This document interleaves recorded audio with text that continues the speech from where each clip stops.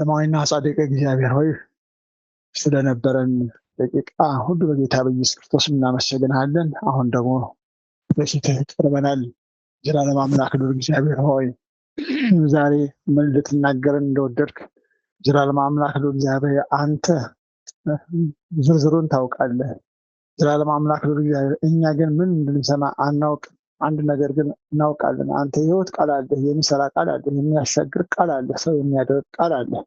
እግዚአብሔር የሚገስጽ ቃል አለ፣ የሚመክርና እግዚአብሔር ሆይ መንገድን የሚያሳይ ቃል አለ። ይህን እንዳለህ እናውቃለን። እግዚአብሔር ዛሬ እግዚአብሔር ሆይ እንደ ፈቃድህና እንደ ምሕረትህ ለእያንዳንዳችን እንደሚያስፈልገን ሁሉ ትናገረን ዘንድ ጊዜውን እኔም ዘላለም አምላክ እግዚአብሔር ወንድሞቼና እህቶችን ሁሉ ለእጆች አደራ አሳልፌ ሰጠሁ።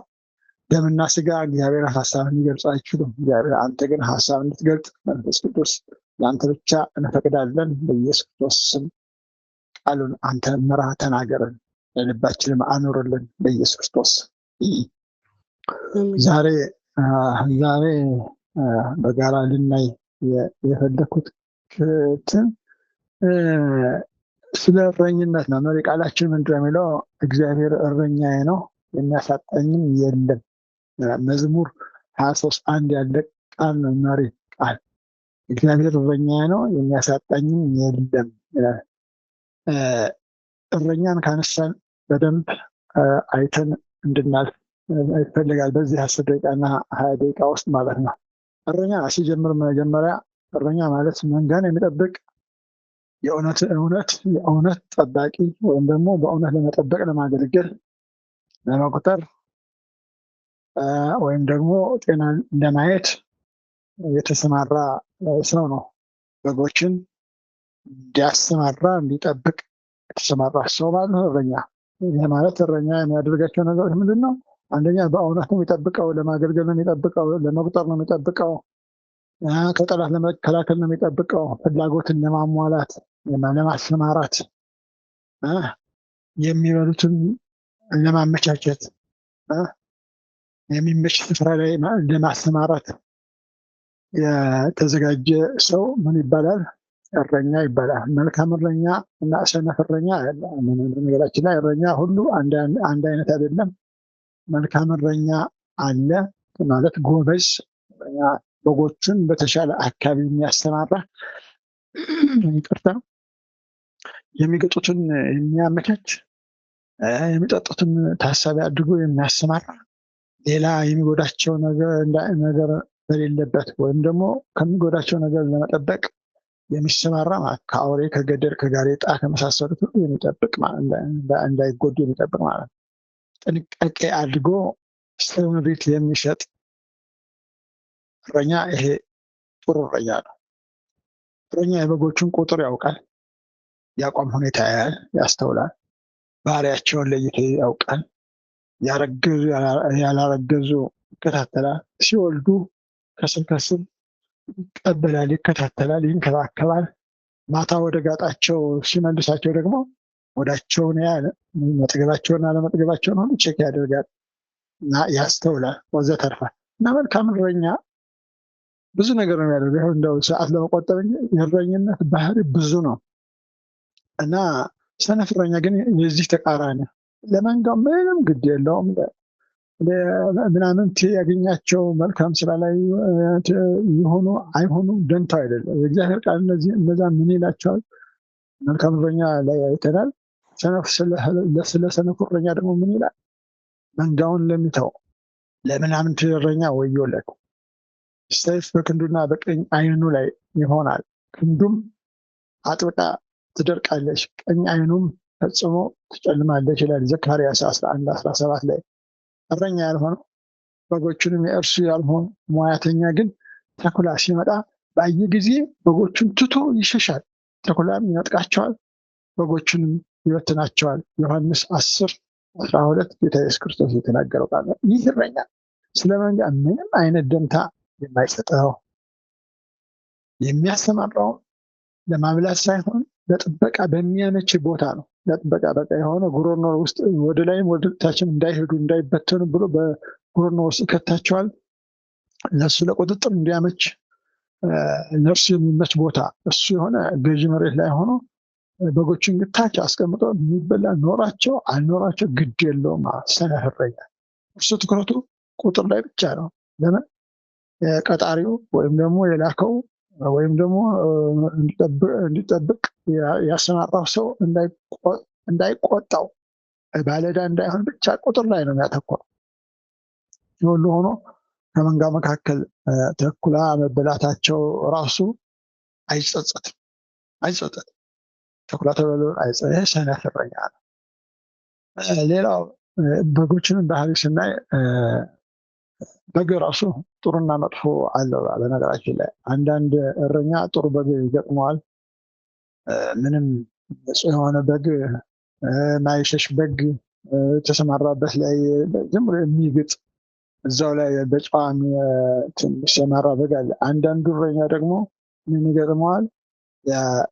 የተቀለበሉ በጎች አሉ። የፍየል ዘር ያለባቸው የሚመስሉ በቃ ጭራሽ የሚንቀዠቀዡ ማለት የሚንቀዠቀዡ በጎች ይገጥሙታል። እና የበግም ባህሪ የተለያየ እንደሆነ ለመግለጽ ተፈልጎ ነው። መልካም በግ የደረሰው ሰው እረኛ የታደለ ነው። ለምን? አንደኛ የሰውየውን ይከተሉታል፣ ሽታውን ያውቁታል፣ ድምፁን ያውቁታል፣ ይለማመዱታል፣ በደንብ ወደሚያዛቸው አቅጣጫ ይሄዳሉ። ይህም ደግሞ የታደለ እና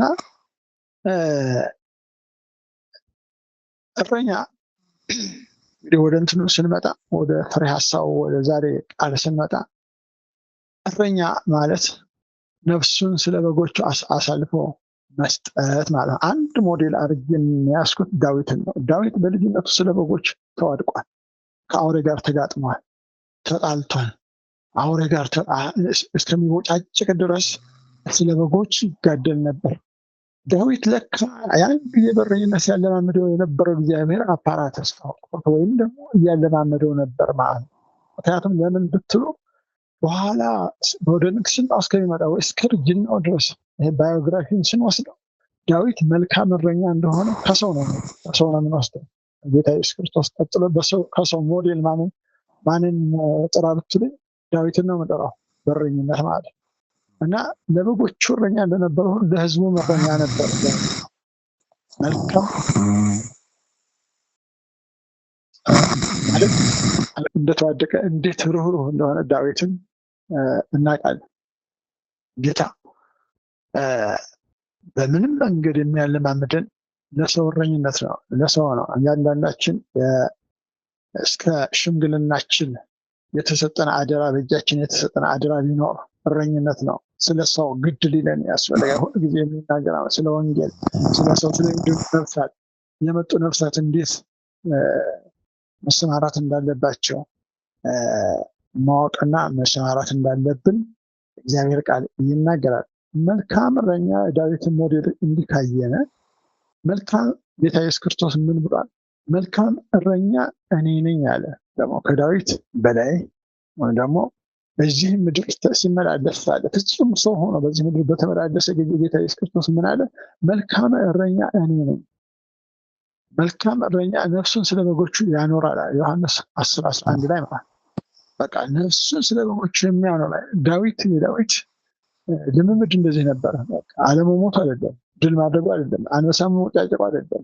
ግን ያ የጨከነበት ወይ የሄደበት ወይ ለመቅጠም እልህ የገባበት ወይ እጅግ አስገራሚ ነው። ጌታ ኢየሱስ ክርስቶስ ደግሞ ከዚህ የበለጠ ነፍሱን አሳልፎ እስከ መስጠት የወደደ መልካም እረኛ ጌታ ኢየሱስ እኔ ነኝ አለ።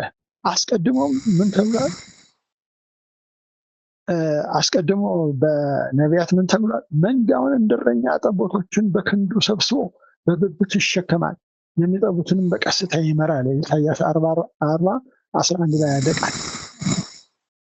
መዝሙርም ቅድም መሪ ጠቅሳችን እግዚአብሔር እረኛ ነው የሚያሳጣኝ የለም አለ። እግዚአብሔር እረኛ ነው። ጌታ ኢየሱስ ክርስቶስ እረኛ ነው። መንፈስ እረኛ እና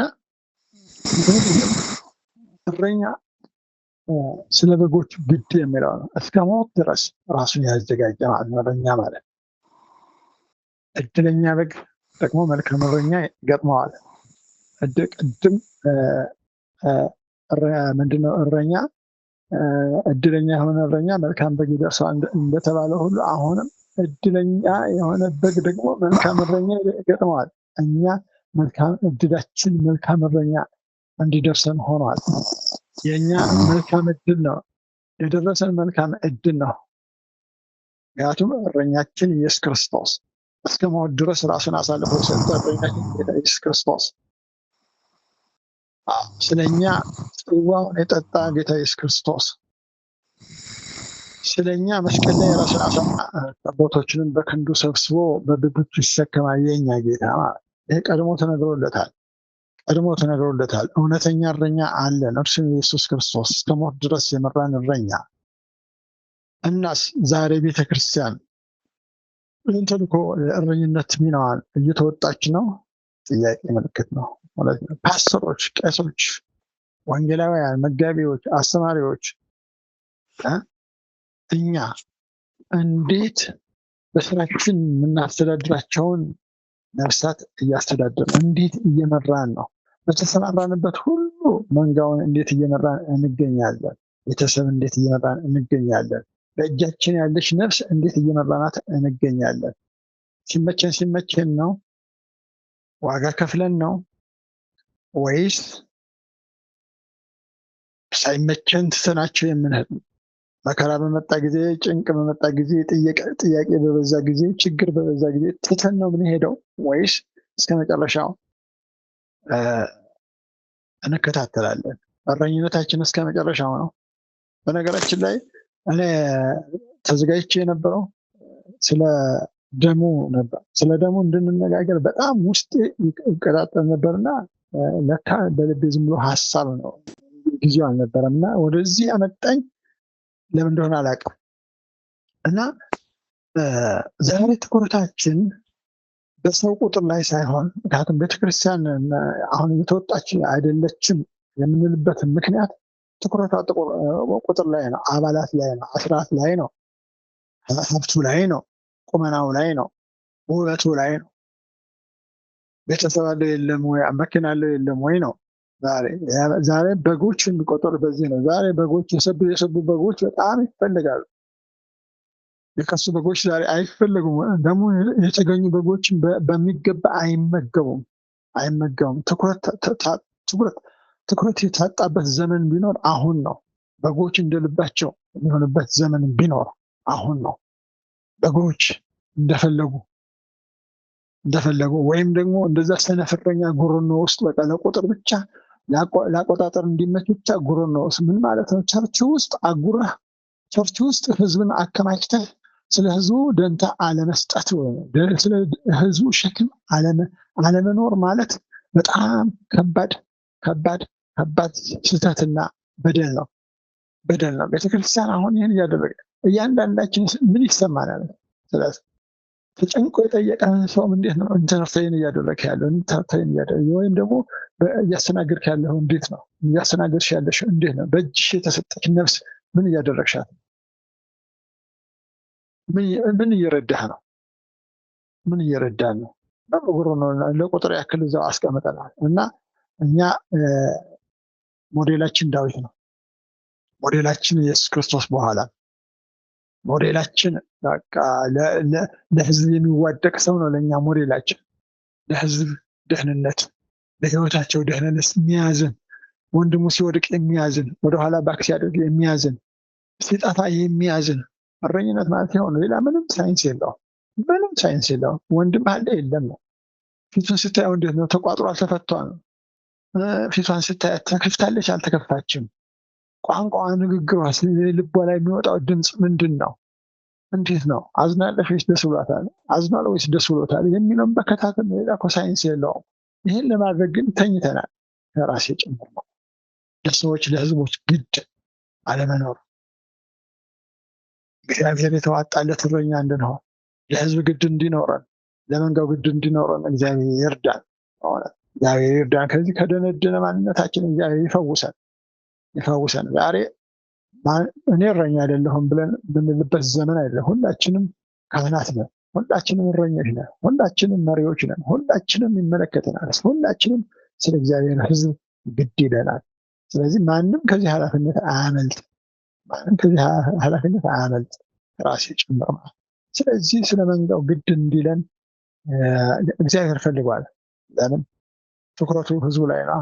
ስራው ህዝቡ ላይ ነው። የተጠራንበት ዓላማ የሆነው እግዚአብሔር መልካም እረኛ እንድንሆን እኛም በመልካም እረኛ እንድንወድ እግዚአብሔር ይርዳን። ቤተክርስቲያን መልካም እረኛ ሆና እንድትንቀሳቀስ ላይ የጠቀስኳቸው ሰዎች መልካም እረኞች ሆነው እንዲንቀሳቀሱ እያንዳንዳችን መልካም እረኛ ሆነ እንድንቀሳቀስ እግዚአብሔር ይርዳን። እግዚአብሔር አምላካችን እናመሰግናለን። በሚያንኮራፋው ሰው ምክንያት ትንሽ ሰዓቶች ተሸራርፈዋል። ዝሮ ዝሮ ግን ስለ እረኝነት ሰምተናል። በሰማነው ቃል እንድንኖር እግዚአብሔር ይርዳን። በዚህ ዙሪያ ላይ ታጸልይልኛለሽ? እኔ ሙሉ ብትጸልይ በጣም ደስ ይለኛል። ዝሮ ዝሮ ግን አንቺ መሪ ስለሆንሽ አንቺ ነሽ የምትወስኚው። ተባረክ።